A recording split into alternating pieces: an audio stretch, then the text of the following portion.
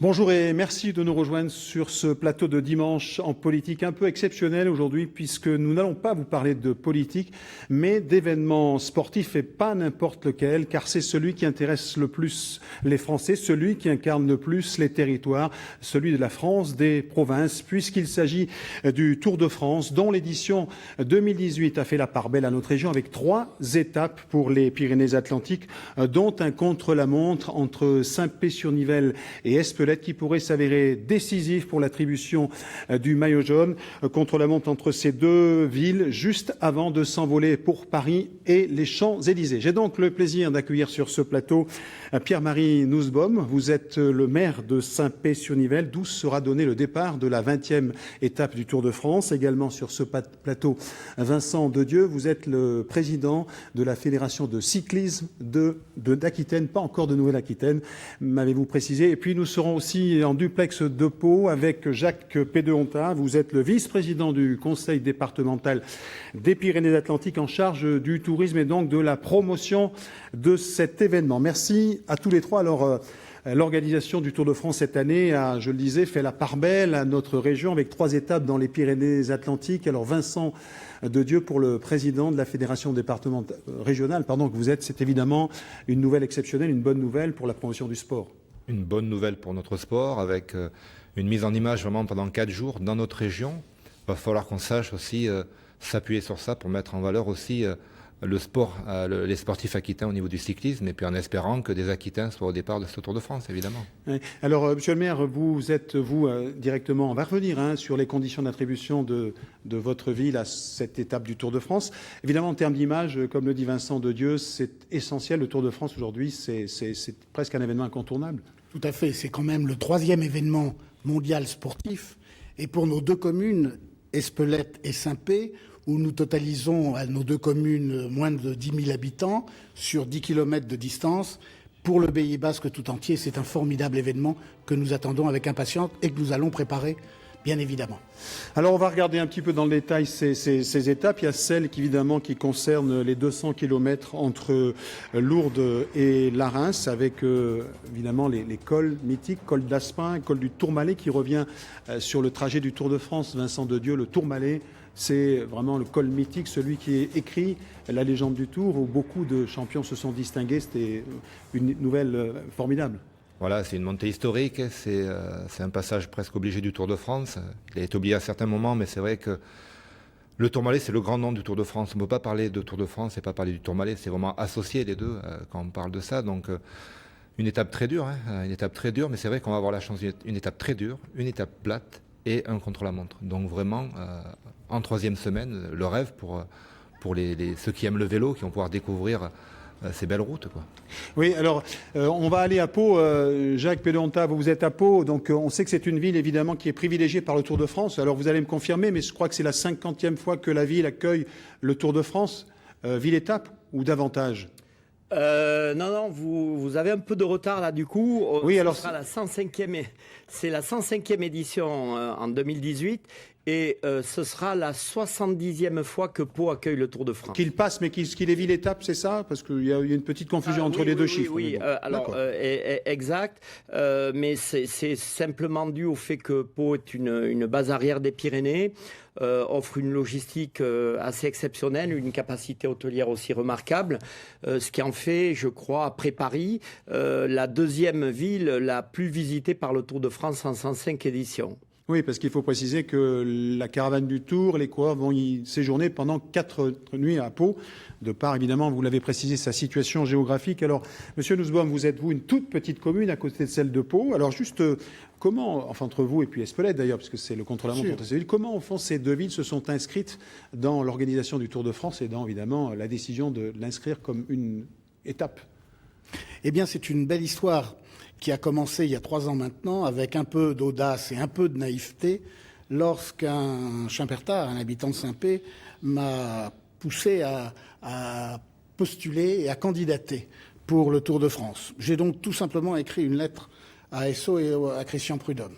Pas de réponse jusqu'en mars 2015 et une invitation à Paris à présenter le pourquoi et la motivation qui serait celle d'une petite commune au cœur du Pays Basque, entre mer et montagne. Et puis, plus de nouvelles jusqu'à cette arrivée de la Vuelta en juillet 2016, où le directeur Christian Prudhomme m'a dit, tout compte fait, je pense qu'on va venir au Pays Basque et qu'on va venir chez vous en 18, en 19, peut-être en 2020. Je lui ai dit, stop, je serai peut-être plus là en 2020. Si vous pouvez faire plus tôt, ça sera mieux. Et plus de nouvelles pendant encore un an, jusqu'à cet avant-départ 2017, où j'ai reçu un coup de téléphone de Christian Prudhomme me disant qu'il viendrait à Saint-Pé. Donc beaucoup d'audace, beaucoup de naïveté, et puis beaucoup de patience, de discrétion, et pourtant, Dieu sait s'il y a des fuites. Mais je vous assure, je le dis à nombre de vos confrères, je n'ai jamais avant reçu Christian Prudhomme.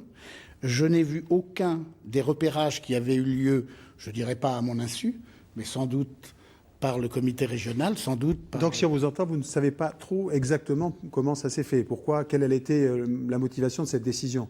Je pense qu'il revient au professionnel qu'est Christian Prudhomme dans la construction et l'anticipation qu'il a de ses parcours du Tour de France, d'avoir repéré à la fois dans l'identité des villages, dans la personnalité des élus et la volonté des cyclistes qui parcourent ou de la comité régional. On reviendra d'ailleurs sur ce parcours, sur ce contre-la-montre qui peut être évidemment décisif. Vincent Dedieu, alors les Pyrénées, il faut rappeler que la 17e étape permettra aussi aux coureurs de franchir l'Aubisque, dans les Hautes-Pyrénées, avant d'arriver chez nous.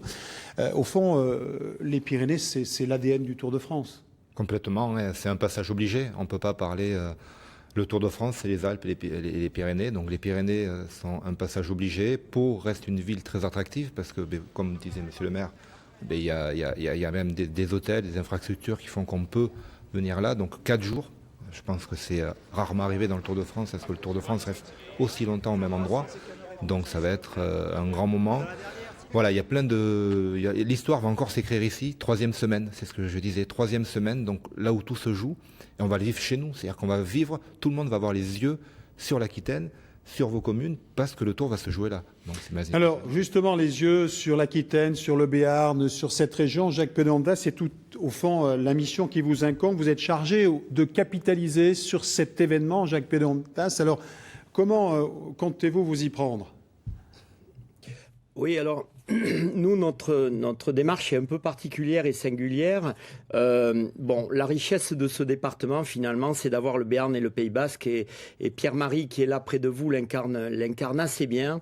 Et je pense que c'est aussi ça qui fait la France et quelque part le Tour de France. Le problème qui m'était posé, mais à moi comme à d'autres, c'est que d'un point de vue touristique, le Béarn-Pyrénées, la marque Béarn-Pyrénées a un déficit d'image et de notoriété assez important qu'on essaie de relever et de remonter chaque année. Mais vous savez bien, c'est toujours compliqué.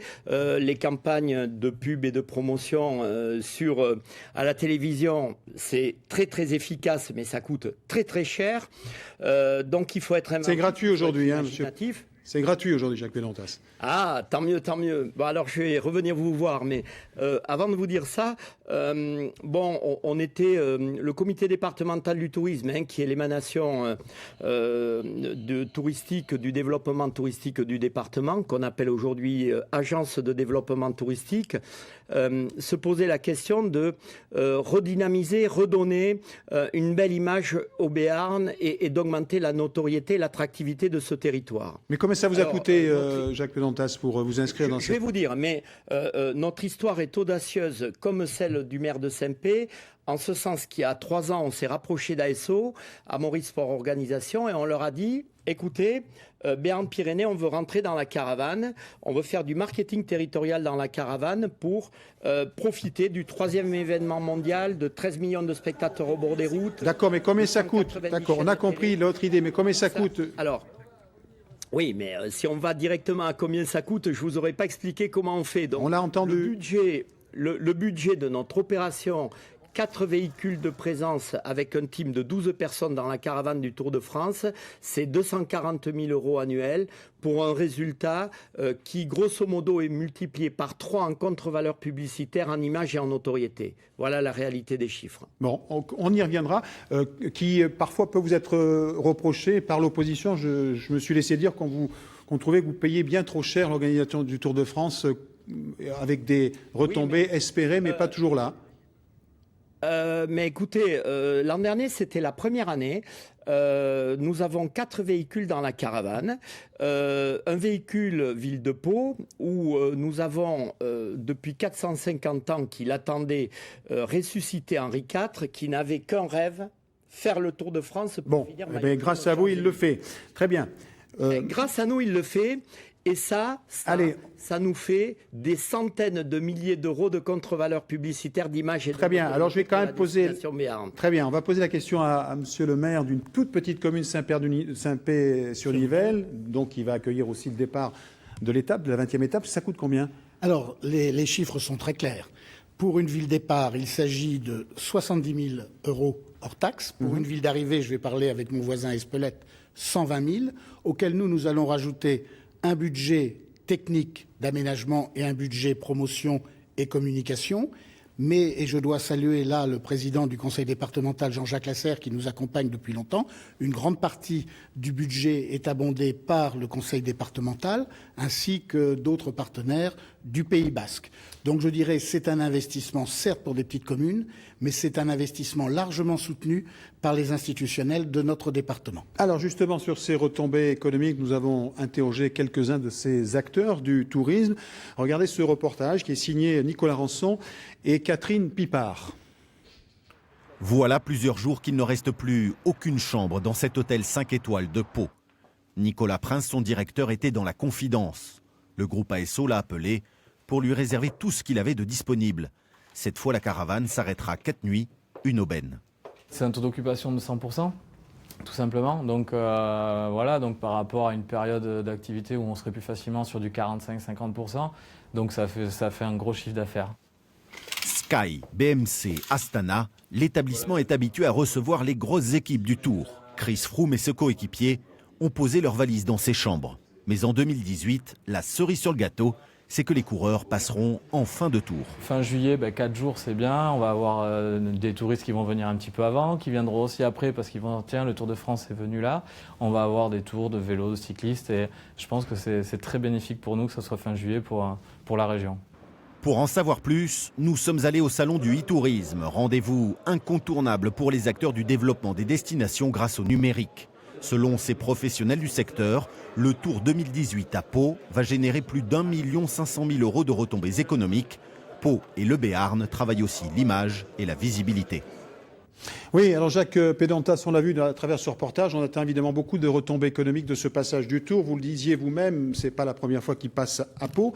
Mais il y a des villes qui ne veulent pas le Tour de France, au fond, qui estiment que c'est trop cher. Écoutez, oui, peut-être, mais de toute façon, vous le savez, la communication, c'est un investissement qui coûte cher. Le problème est de savoir qu'est-ce qu'on veut faire et où est-ce qu'on veut aller. Christian Prudhomme, la semaine dernière, qui était là, qui a passé une journée dans le département, nous a dit à Pau que les réservations ASO pour la ville de Pau et ses environs, c'est un budget à lui seul de 565 000 euros. Donc voilà une première retombée. La seconde, c'est que le Tour de France, c'est une caravane qui est itinérante de 6 000 personnes. Ça veut dire que d'un coup d'un seul, Pau, Béarn, mais beaucoup plus largement, vont voir arriver une petite ville nouvelle de 6 000 personnes qui vont dormir, qui vont être hébergées, qui vont consommer. Et il faut rajouter à ça également, dans ces 6 000 personnes, un club de la presse avec 2 000 journalistes, oui, d'accord. 190 pays diffusés, et l'image et la notoriété n'a pas d'équivalent en termes de qualité-prix et en termes de retombées qu'on peut espérer pour un territoire. Ça, c'est certain et vérifié. Bien, on a bien entendu. Alors, je voudrais qu'on revienne un peu sur l'aspect sportif et qu'on détaille un peu ces 3 étapes. On a parlé de l'étape de montagne. Il y a une étape entre Brie-sur-Baïse et Pau. Une étape là pour les sprinteurs, Vincent de Dieu. C'est une étape, voilà, un peu de repos, de transition. Alors, une étape relativement plate avec quelques petits faux plats quand même. Mais c'est vrai que ça va être agréable de voir des sprinteurs arriver à Pau massifs parce que c'est vrai que souvent on voit des baroudeurs. Voilà, donc ça peut être une étape à la fois pour les sprinteurs, mais on sera à quelques jours de Paris. Il y aura la fatigue des 2 semaines avant. Est-ce que les équipes voudront travailler très tôt dans l'étape pour arriver au sprint, ou ça peut être une étape de baroudeur, parce qu'on reste quand même dans le Béarn, avec les petites bosses qu'il peut y avoir. Donc on peut miser, comme à l'époque, Pierre-Yves Frédérigot avait gagné aussi à Pau, une arrivée de 3-4 coureurs. Oui, puis alors il y a cette étape, ce fameux contre-la-montre que vous avez reconnu. Vous avez fait la reconnaissance, je crois, avec le patron du Tour, Christian Prudhomme, contre-la-montre de 31 km entre Saint-Pé-sur-Nivelle et Espelette. Vous étiez donc dans le bus avec Christian Prudhomme. C'était un parcours qui paraît, nous dit-on, assez sélectif. 31 km, je le répète, entre ces deux villes. On va entendre d'ailleurs ce que le patron du Tour, Christian Prudhomme, nous dit sur ce contre-la-montre.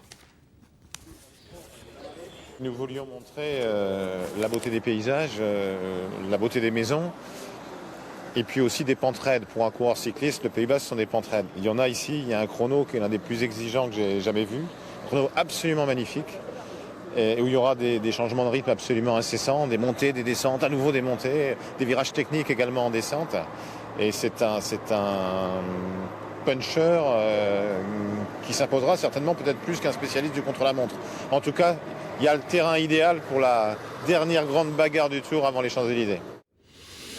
Alors, Monsieur Nussbaum, c'est vraiment, vous êtes là au cœur du suspense du Tour de France. C'est une étape qui peut être décisive pour l'attribution du maillot jaune. C'est très sélectif. On entendait ce que Christian Prudhomme en disait. Vous l'avez faite, cette étape. Vous l'avez reconnue en bus. Elle vous a paru difficile? Alors, tout à fait. Je voudrais aussi saluer la commune qui est entre nos deux communes, Espelette et Saint-Pé, puisqu'à vol d'oiseau, il n'y a que 10 km, mais il y a la commune de Sourail qui va accueillir 80% du trajet. Alors, ces 31 km, après avoir fait le repérage, j'ai découvert que Christian Prudhomme ne le connaissait pas et que Gouvenou avait seul tracé ce contre-la-montre individuel qui nous a été commenté par Romain Sicard. Alors, on le dit atypique, on le dit changement de rythme permanent. C'est vrai qu'il n'y a quasiment pas de ligne droite. Il n'y a que des virages, des montées et des descentes parfois très rudes. Et l'on dit, après 31 km, que le col de Pinodieta, avec quelquefois des pourcentages supérieurs à 15%, pourrait faire, après les 31 km de bosse, de dénivelé, la différence dans les premiers, le classement de ce Tour de France. Oui, vous souhaiteriez que le suspense soit maintenu, au fond, jusqu'à cette 20e étape, ce qui vous donnerait évidemment encore plus de relief. Il est clair que pour les deux communes qui accueillent ce contre-la-montre individuel, et pour Espelette, qui est la capitale mondiale du piment, qui a déjà l'honneur de savoir que le maillot jaune peut se remporter au milieu du piment rouge, ça peut être une merveilleuse étape pimentée. Oui, donc un Tour de France qui se pimente à Espelette, c'est pas commun, ou en tous les cas, ça peut l'être. Vincent Dedieu, en croire Christian Prudhomme, c'est une étape qui peut s'avérer à la fois exceptionnelle et décisive.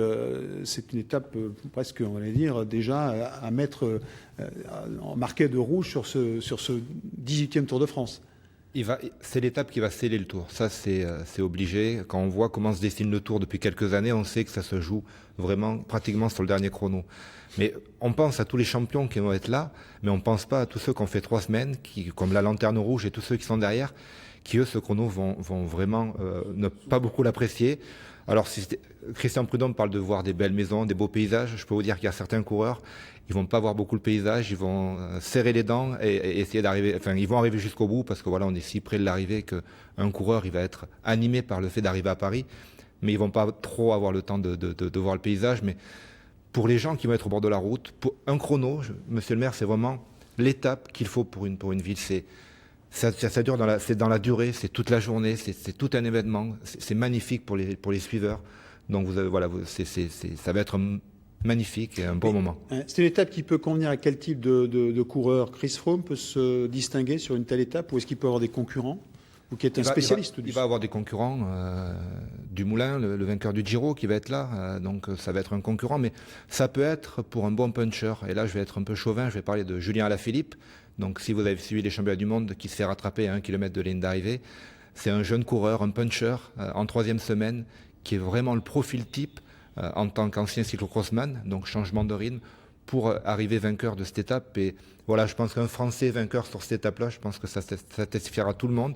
Et puis le vainqueur du Tour, j'aimerais que ça soit un Français, mais on n'en est pas encore là. Mais j'aimerais que ça change aussi. Ça ferait du bien au sport. Monsieur le maire, avec une telle visibilité, puisque encore une fois vous allez être la ville départ de cette étape capitale, qu'est-ce que vous attendez au fond comme retombée?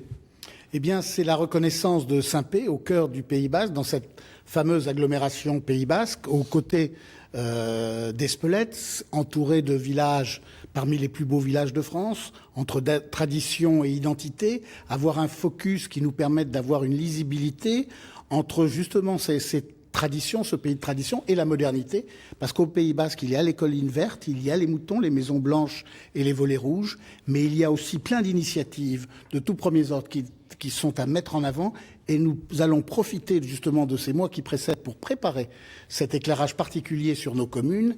Et Christian Prudhomme, en nous quittant la semaine dernière, nous a dit à Jean-Marie Pouchat, maire d'Espelette, et moi-même, le tour sera ce que vous en ferez pour vos communes, et nous nous y attelons.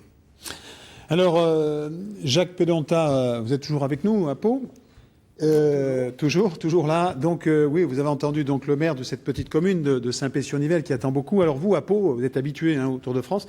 Mais au fond, on se demande comment vous faites pour accueillir aussi souvent le Tour de France. Pourquoi Pau est devenue une ville presque incontournable, alors qu'il y en a beaucoup qui courent après. Même si certains ne le veulent pas, il y a beaucoup de villes qui courent après. Vous avez une politique particulière Alors déjà, je peux vous dire que rares sont ceux qui ne le veulent pas. Ça, c'est le premier point. Le deuxième point, c'est que le maire de Saint-Pé l'a tout à fait dit, le Tour, il est ce qu'on en fait. Et effectivement, la visibilité, c'est un coup de projecteur extraordinaire sur un territoire. Il y a pas mieux, c'est juste le 3e événement mondial. Pour ce qui est de l'histoire du Tour et de Pau, je pense qu'il faut commencer par rendre hommage à André Labarrère, l'ancien maire de Pau, qui avait tissé des liens très très étroits avec l'ensemble de l'équipe du Tour de France. Josy Poeto, qui a été dans son entourage et qui est maintenant député, a joué et continue à jouer un très très grand rôle également. Et je pense que la combinaison François Bayrou, maire de Pau, Jean-Jacques Lasserre, président du conseil départemental, très très attaché également au Tour de France, font que si on rajoute cette vraie volonté, plus une base arrière avec des paysages, de l'hôtellerie, de la gastronomie, la Reims et la vallée d'Ossau, on n'en a pas du tout parlé, mais je peux vous dire que pour Robert Casadebé à la Reims, c'est inouï une arrivée à la Reims. Et c'est vrai que, comme le disait Vincent de Dieu, le Tour peut se jouer et va se jouer dans notre département cette année. À mon avis, la dernière semaine sera capitale. Et du coup, imaginez ce coup de projecteur porté sur nos territoires, sur l'architecture, la culture, la gastronomie, toute l'économie de ces territoires. C'est juste inimaginable. Et mis bout à bout, je vous garantis que l'investissement, il est peu important à côté d'autres investissements qui coûtent bien plus cher pour bien moins de retombées. Alors merci. Alors Vincent de Dieu, sur cette histoire entre le Tour de France et les Pyrénées, qui est on le disait tout à l'heure, l'ADN fait partie de l'ADN du Tour de France, les Pyrénées. Qu'est-ce qui vous a, vous qui êtes un spécialiste du vélo, qu'est-ce qui vous a le plus marqué? Est-ce que vous avez vraiment des événements particuliers, des coureurs qui vous ont marqué, des courses, des années, des éditions plus particulières qui font partie un peu de cette histoire et qui vous ont impacté? Moi, je suis fan de... Enfin, moi, c'est Bernard Hinault. Enfin, moi, ma génération, c'est Bernard Hinault. Le Tour de France, pour ma génération, c'était ça. Donc, ça fait briller les yeux, ça fait envie, mais pas spécialement les Pyrénées, parce que quand on est passionné de cyclisme, le Tour, on le regarde sur 3 semaines, que ce soit des étapes de plat, des étapes de montagne. Donc, moi, j'ai plein de belles images. J'ai croisé Laurent Fignon un jour dans un hôtel à Bordeaux. Voilà, c'est des moments particuliers. Et puis voilà, ce qui va manquer sur ce Tour de France, c'est peut-être un Alberto Contador, proche de chez lui. Ces 4 jours lui auraient forcément plu. Donc voilà, mon coureur préféré, c'est Alberto Contador. Donc je pense qu'il va manquer sur ce Tour de France. Mais je voudrais aussi penser au cyclisme amateur. C'est-à-dire que, vous devez le savoir, en début d'année, au mois de février, il y a l'Essor Basque, cher à Christian Bibal, qui va prendre exactement ces routes-là. Moi, j'incite les gens qui aiment le vélo aussi à aller sur ces épreuves-là pour voir les amateurs se battre et faire la comparaison avec les pros. Et voilà, et il n'y a pas... On parle beaucoup d'autres choses dans le vélo, souvent. Il y a l'effort. Et c'est l'effort du cycliste qui donne envie. Moi, je suis un ancien cycliste. on souffre sur un vélo, vous ne pouvez pas savoir. Donc avant de voir tout ce qui se passe de côté, voyez l'effort des coureurs et profitez-en, c'est un sport très très dur. Pierre-Marie Nosbonne, là, il nous reste une petite minute. Au-delà, évidemment, de cette étape, le vélo, comme le disait Vincent Dudieu, c'est un sport difficile, un sport dur. Vous avez pratiqué le vélo ? Je n'ai pas du tout pratiqué, mais je fais partie de ces millions de Français qui, depuis des années, regardent les grandes étapes du Tour de France, découvrent ces paysages magnifiques de nos régions françaises, ont écouté Jean-Paul Olivier commenter tel ou tel monument historique, tel ou tel virage ou descente. Et c'est tout ce rêve-là que je voulais apporter avec un esprit fédérateur de nos populations, de tous nos villages. Et je pense aussi à tous les Basques espagnols qui empruntent nos routes toutes les semaines et chaque week-end. Et à cela, je les vive l'esprit sport autour du Tour de France. Allez, en un mot, pour aller à Pau, avant de se quitter, Jacques Pedonta, vous avez déjà pris date pour l'édition 2019 ? On y pense, mais écoutez... il faut déjà faire celle-là. Il faut faire celle-là et faire vivre à quelqu'un un moment sur l'étape du Tour de France avec tout ce monde au bord des routes, avec ces champions qui souffrent, comme le disait Vincent, et ce public où se mélangent des ouvriers, des paysans, des cadres, des patrons, toutes les classes sociales, dans notre société, ça devient rare. Merci Jacques Pedontas, merci à tous les trois d'avoir participé à cette émission. Rendez-vous donc les 26, 27 et 28 juillet pour ces 3 étapes pyrénéennes. Et vive le Tour, restez avec nous dans un instant, vous avez rendez-vous avec l'information de la mi-journée. Merci de votre fidélité et bon après-midi sur France 3.